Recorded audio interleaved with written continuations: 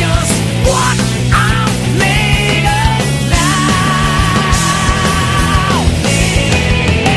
Trying to reach inside of me, trying to get my energy. Let me show you just what I'm made of. Hello, I am Batman. Why is this movie awesome? Because I'm Batman. Today, we're reviewing something that has me in it. Right here. Don't I look awesome? I have wings, I have powers, it's awesome. This movie's awesome. Why? Because it has me in it. So, 10 out of 10, thanks for watching. Batman out. Okay. Alright, that's enough of that. What's going on, guys? Welcome back to the Animation Station, your number one stop destination. Yep, here I am in live action. Very rare I ever do this, but I wanted to do it today because, wow, this turned out way better than I thought it was going to be. But before I begin, let me make some preferences. Number one, I've never seen RWBY before. I've heard of it. I've seen clips of it. Like clips as in pictures and the one time they were on Death Battle. But outside of that, I don't really know a lot about RWBY. So when I heard that this was the next movie in the WBDC lineup, I'm just sitting there like, what is this? Why are the Justice League teens? And why RWBY of all things? And I was just sitting there like, oh boy. This about to be a cash-grabbing piece of garbage, isn't it? Well, needless to say, I'm surprised, because not only was this not crap, which, thank you, WB. It's nice when you have an animated movie that isn't garbage for once. But that I legit actually loved this. Like, so much to the point where I'd watch it again, I'd buy it on Blu-ray, and now I have even more incentive than ever to go check out the RWBY anime. So, yeah.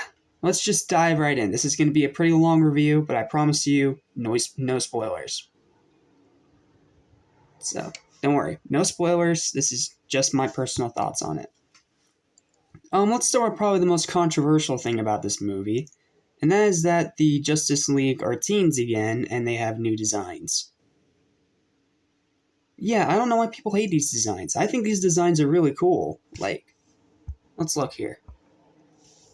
Like, you still have the curl on Superman's hair along with this cool new hairdo. You have his emblem in gold, which is cool.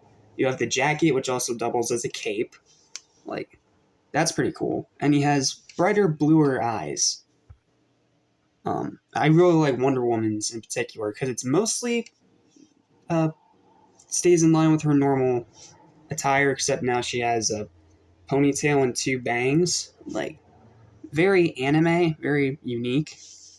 Cyborg's is pretty cool. He has like half dreads here, and then the other half he has that metallic stuff. And instead of being able to, hack into things like he normally does, instead he can like throw around lightning with this drone, which is pretty cool when you ask me.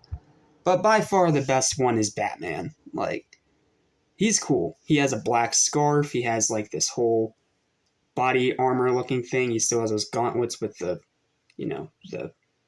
blades on them. And even cooler in this movie, he has more of the actual bat aspects and has powers. Like, it's rare when we ever see Batman have powers. So he has bat wings, he can fly, and he also has like this echolocation that allows him to spot things a lot easier. Like, that's really cool. Seriously, props to whoever came up with that. Like, seriously, I personally really like the designs of the Justice League, and they personally fit right in really well with the RWBY characters. So, yeah. The designs, I personally like them. You're allowed to think differently, just don't be mean in my comment section. Okay, what's the second controversial thing? This is unnecessary and should have never happened. Okay, I'll give you that one. It is unnecessary, and we probably could have lived without it, but a lot like a certain other crossover. Let me go get it. A lot like this little masterpiece right here. It's unnecessary, it didn't need to happen, but it's awesome that it happened, and they found a way to mesh the two worlds together really well. And Batman vs. TMNT, it was having the TMNT have a much darker edge to it than usual, and they meshed pretty well with Batman. So, yeah, and here, I feel like they had to make them teenagers because if they were adults, they wouldn't really fit into the RWBY aesthetic and the whole art style. So I don't mind them being teenagers. Not to mention, they also have some pretty cool character moments and arcs in the movie. Like, for instance, this isn't a spoiler, it's in the trailer.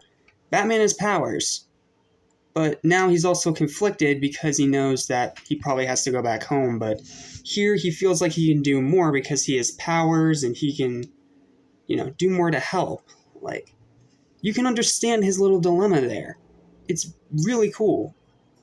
And then you also have Superman trying to help RWBY learn how to be a better leader. And then you have Wonder Woman, realizing that the team is not the same way that she is and learning how to cope with that pretty much.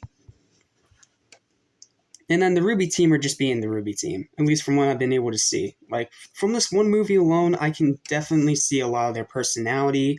I can see what makes their characters and their distinct uniqueness from one another outside of their designs and their powers. One thing I do want to talk about with the powers, though, the freaking gun blades. Like, that's cool. Like, how they can literally have a giant blade one minute, and then the next it can turn into a gun. Like, that's cool. That is something I don't really see a whole lot of in anime or in Justice League. So, props for that. I know it's probably a mainstay of the series already, but that is super cool. Like, it's RWBY's scythe in particular, how it's both a giant scythe and a humongous sniper rifle. Like, that's cool. That is really freaking cool. Also, I thought the story here was pretty interesting too, like how the League ends up in different parts of Remnant, this world in RWBY, and they interact with the RWBY characters. Each of them react sort of differently, and then they all have to try and figure out how they got there, how to get back, without, stirring fights with each other. And that's the one thing I feel like this movie missed out on, because in this movie, even though it was brief, we did get a fight between Batman and the Ninja Turtles. Here, it's a bit more tame. I mean, there's one really cool, small fight scene with Batman and Wise, but it doesn't go on for very long. I'm not going to say where it is exactly in the movie, because that's a spoiler. I'm just going to say it's there, and it's cool for the little bit that it is. I also think the Grimm are a cool concept. I like the whole world of Remnant they designed with all the different continents. And all the RWBY characters, I already really like them. Like, I like RWBY, I like Wise, I like... Sorry, I'm trying to remember all their names. Yang? Lunas? Sorry, like I said, I'm new to this. I've never seen RWBY until this movie, so please bear with me for getting some of the names wrong. And of course, Wise, who, well, spends a lot of time with Batman, I'll just put it that way. No, not in the way that you're thinking. This isn't the Killing Joke stupid BS again, so. Yeah, the story's pretty good. The writing's actually pretty good too here. Like, at first I was thinking, oh no, this is going to be real kiddie, and this writing's going to be horrible and low quality. No, the writing's actually pretty good. There's some pretty funny moments. There's a lot of great back and forth between the two teams, and all their interactions feel genuine. Nothing feels forced here, which, again, is nice to see. And the fight scenes. If there's any reason to watch this movie, it's for the fight scenes. It is so dynamic, it is so cool, it is so well done.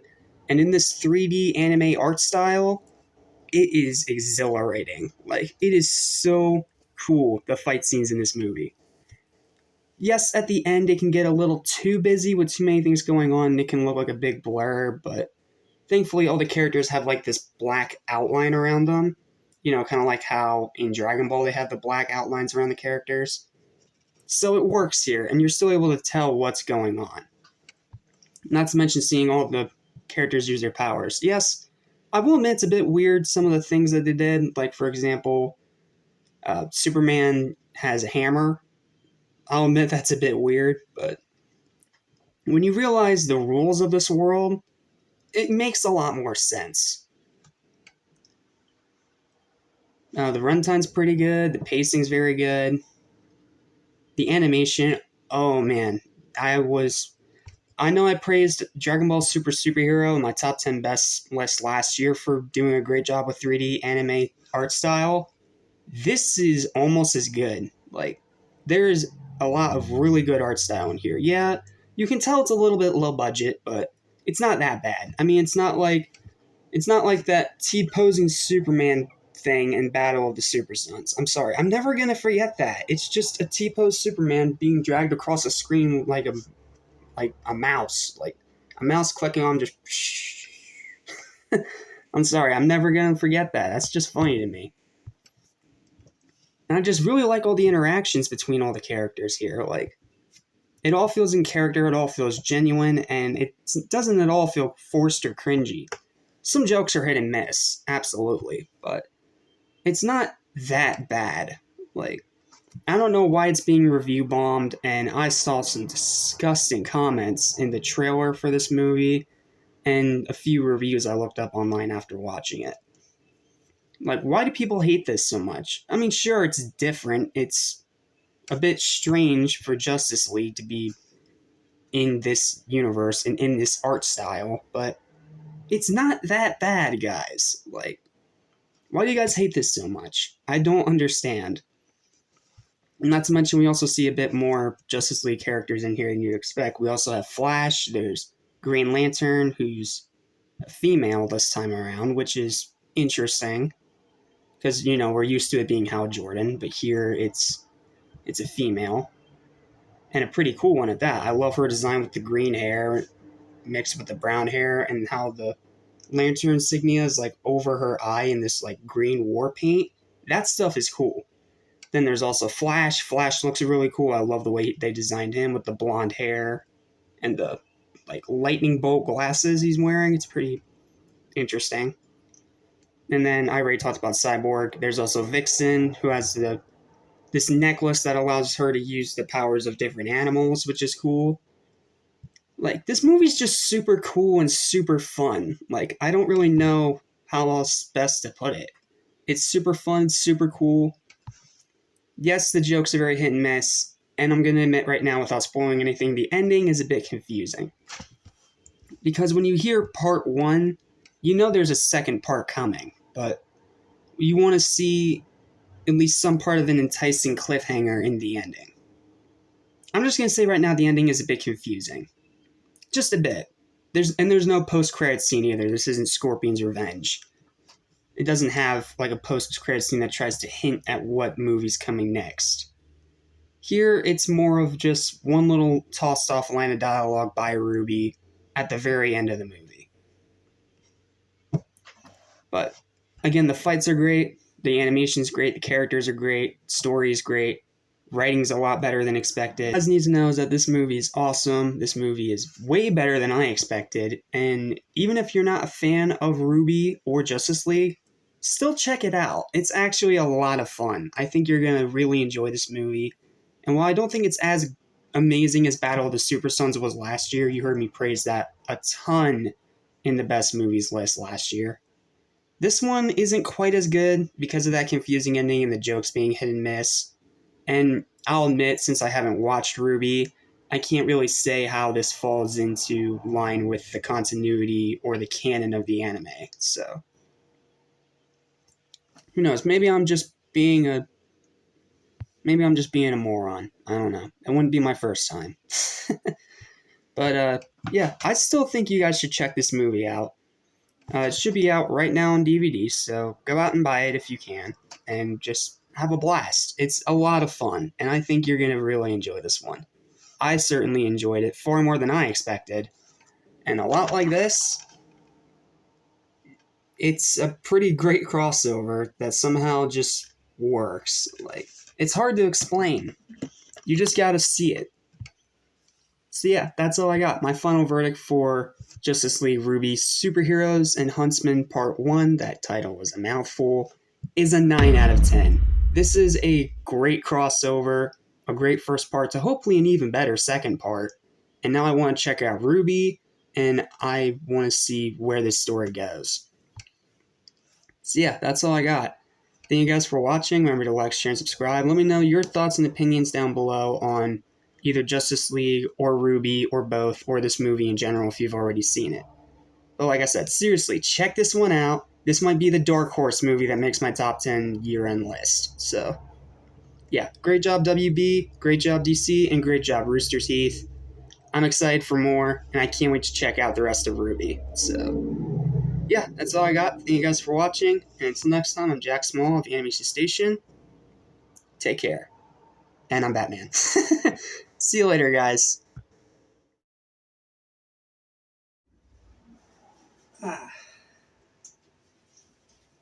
What the heck? You're still here? What more do you guys need me to say? I already told you, this movie's great. Go buy it. Bye.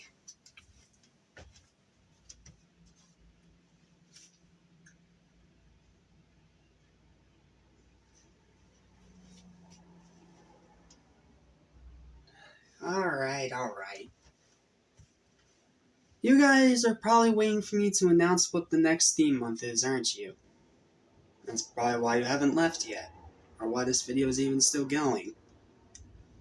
Well, alright. Guess I can't keep it a secret anymore. So, next theme month? Well,